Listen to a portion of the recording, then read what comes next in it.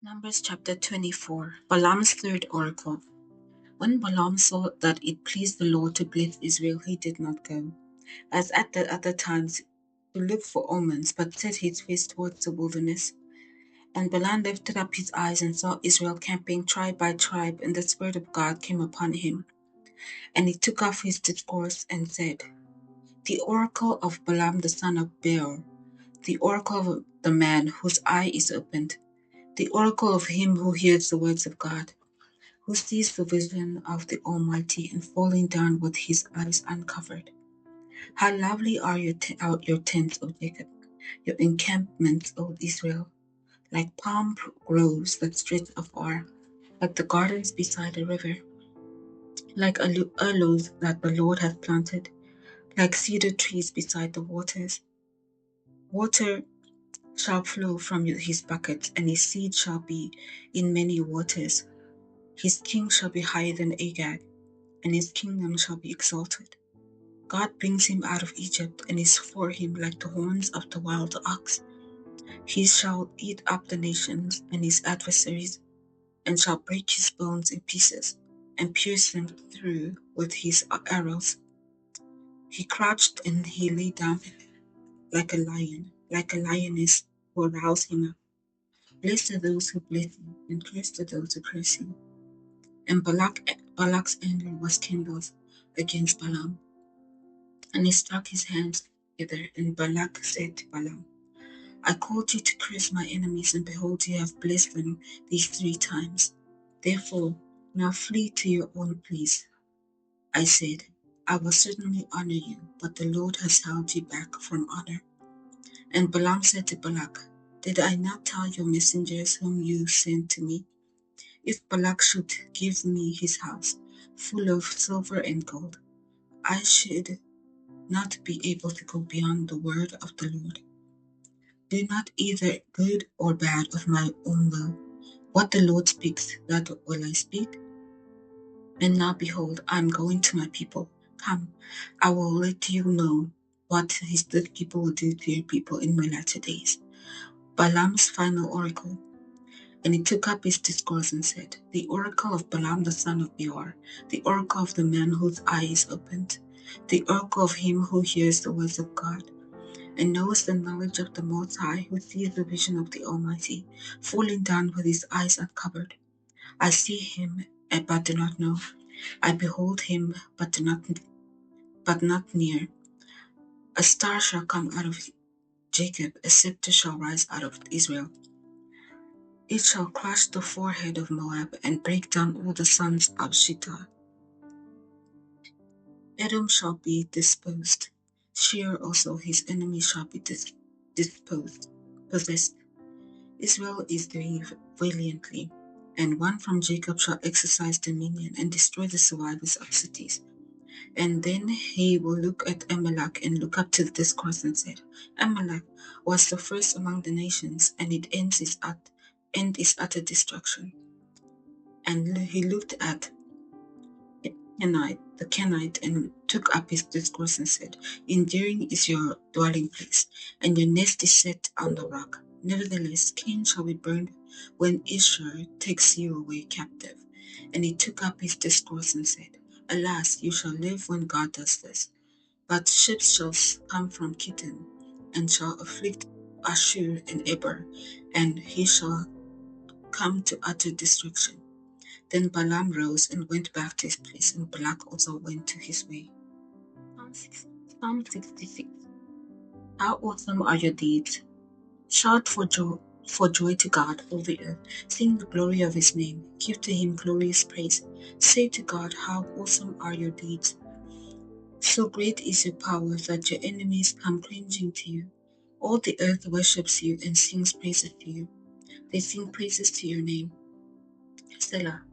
Come and see what God has done. He is awesome in his deeds towards the children of man. You turned the sea into dry land. They passed through the river on foot. There did they rejoice in him, who rules by his might forever, whose eyes keep watch on the enemies. Let not the rebellious exalt themselves. Selah. Bless our God, O peoples. Let the sound of his praise be heard. Who has kept our soul among the living, and has not let our feet slip? For you, O God, have tested us. You have tried us as silver is tried. You brought us into the net, and you laid a crushing burden on our backs. You let men ride over our heads and went through the fire and through waters. Yet you have brought us out to a place of abundance. I will come into your house with burnt offerings. I'll perform my vows to you, and that which my lips uttered and my mouth promised, that when I was in the trouble, I will offer to you burnt offerings of flattened and fattened animals. With the smoke of sacrifice of rams, I will make an offering of bulls and goats. Selah. Come and hear, all you who fear God, and I will tell you what he has done for my soul. I cried to him with my mouth, and the high priest was on my tongue. If I had cherished iniquity in my heart, the Lord would have listened. But truly, God has listened. He has attended to my voice of prayer. Blessed be to God, because he has not rejected my prayer, or removed his steadfast love from me. Psalm 67. Make your face shine upon us. May God be gracious to us and bless us and make his face shine upon us. Selah. That your way be known to on earth, your saving power among all nations. Let the peoples praise, O God. Let all the people praise you. Let the nations be glad and sing for joy. For you judge the peoples with iniquity and guide the nations upon earth. Selah. Let the peoples praise you, O God. Let all the peoples praise you. The earth has yielded its increase. God, our God, shall bless us. God shall bless us, and let all the ends of the earth fear him. Isaiah chapter 14, the restoration of Jacob. For the Lord will be compassionate on Jacob and will again choose Israel, and will set them in their own land, and sojourners will join them and will attach themselves to the house of Jacob. And the people will take them and bring them to their place, and the house of Israel will possess them in the Lord's land as male and female slaves. And they will take captive those who were their captors, and rule over those who oppressed them. Israel's remnant taunts Babylon. When the Lord had given you rest from the pain and turmoil and the hard service with which you were made to serve, you will take up and taunt against the king of Babylon, who the oppressor has seized and the insolent fury seized. The Lord has broken the staff of the wicked and the scepter of the rulers, that struck the people in wrath with unceasing blows and ruled the nations in anger with unrelenting persecution. The whole earth is at rise and quiet. They burst forth into singing. The cypresses rejoiced at you, the cedars of Lebanon, saying, since you were laid low, no woodcutter comes up against you. Sheol beneath is stirring up to meet you when you come. It rouses the shades to greet you, who were leaders of the earth. It raises from their thrones all who were kings of the nations, all of whom would answer to say to you, you too have become too weak as we have become like us. You have become like us. Your pomp is brought down to Sheol, the sound of your harps. Maggots are laid out as a bed beneath you, and worms are your covers. How you were fallen from heaven, O dear star, son of dawn! How are you to cut down to the ground, you who laid the nations low? You said in your heart, I will ascend to heaven above the stars of God. I will build my throne on high. I will sit on the mount of assembly in the far reaches of the earth. I will ascend above the heights of the clouds. I will make myself like the Most High God. But you were brought down to Sheol, to the far reaches of the pit. Those who see you will stare at you and ponder over you. Is this the man who made the earth tremble, who shook the kingdoms? Who made the earth world like the desert and overthrew its cities, who did not let his prisoners go home? All the kings of the nations lie in glory, each in his own tomb, but you are cast out away from your grave, like a loathed branch, clothed with the slain, those pierced by the sword. Who go down the stones of the pit like the dead body trampled underfoot. You will not be joined with them in burial, because you have destroyed your land, you have slain your people. May the offspring of evildoers never be named. Prepare slaughter for the sons because of the guilt of their fathers, lest they rise and possess the land, and fill the face of the earth with cities. I will rise against them, declares the Lord of hosts, and I will cut off from Babylon's name and remnant, descendants and posterity, declares the Lord. And I'll make it a possession of the hedgehog and pools of water, and I'll sweep it with the broom of destruction, declares the Lord of hosts. The oracle concerning Assyria. The Lord of hosts has sworn, as I've planned, so shall it be, and I have proposed, so shall it stand, that I will break the Assyrian in my land, and on the mountains trample him underfoot, and his yoke shall depart from them, and his burden from their shoulder. This is the purpose that it proposed concerning the whole earth, that in is the land that is stretched out over the nations. For the Lord of hosts has proposed, and who will annul it? His hand is stretched out, who will turn it back? The oracle concerning Philistia.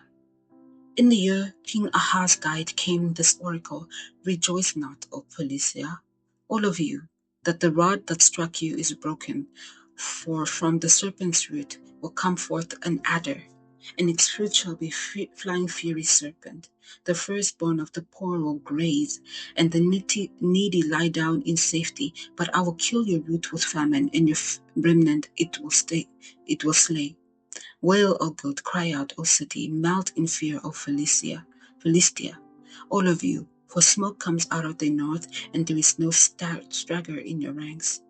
What will one answer the messages of the nations? The Lord has founded Zion, and in her the afflicted of the people sought refuge. 1 Peter chapter 2, the living stone and the holy people. So put away all malice and all deceit and hypocrisy and envy and all slander. Like first newborn infants, long for pure spiritual milk, that is by you, may grow up into salvation, if indeed you have tasted the Lord is good. As you come to him, living stone rejected by men and in the sight of God chosen and precious, you yourself, like living stones, are being built up as a spiritual house. So be a holy priesthood, to offering spiritual sacrifices acceptable to God through Jesus Christ, for it stands in Scripture. Behold, I'm laying in Zion a stone, and a cornerstone chosen and precious. Whoever believes in him will not be put to shame. But the honor is for you who believes, and for those who do not believe. The stone that the builders rejected has become a cornerstone, and a stone of stumbling, a rock of offense. They stumbled because they obeyed the word that they were destined to do. But you are a chosen race, a royal priesthood, a holy nation, a people for his own possession, that you may proclaim the excellencies of him who called you out of the darkness into the marvelous light. Since you are not a people, but now you are God's people, once you had received mercy, but now you have received mercy. Beloved, I urge you as sojourners and exiles to abstain from passions of flesh, which wage war against the soul. Keep your conduct among the Gentiles honorable, so that when they speak against you as evildoers, they may see your good deeds and glorify God in the day of visitation. Submission to authority. Be subject for the Lord's sake in every human institution, whether it be at the emperor as supreme, or to the governor as sent by him to punish those who do evil or to praise those who do good. For this is the will of God, that by doing good you should put to silence the ignorance of foolish people. Live as people who are free, not using your freedom to cover up for evil, but living as servants of God. Honor everyone, love your brotherhood, fear God, honor the emperor. Servants, be subject to your masters with all respect, not only to be good and gentle, but also to the unjust. For this is a gracious thing, when mindful of God, one endures sorrows while suffering injustice. For what a credit is it if when you sin are beaten for it, when you endure? But if you do good and suffer for it, you endure. This is a gracious thing in the sight of God. For to do this you have called, because Christ also suffered for you, leaving you an example, so that you might follow in his steps. He committed no sin, neither was deceit found in his mouth. When he visited, he did not revile in return. When he suffered, he did not threaten, but continued entrusting himself to him who judges justly. He himself bore our sin in the body on the tree, that we might die to sin, but live in righteousness. By his wound you have been healed, and you were straying like sheep, but you have now returned to the shepherd and overseer of your souls.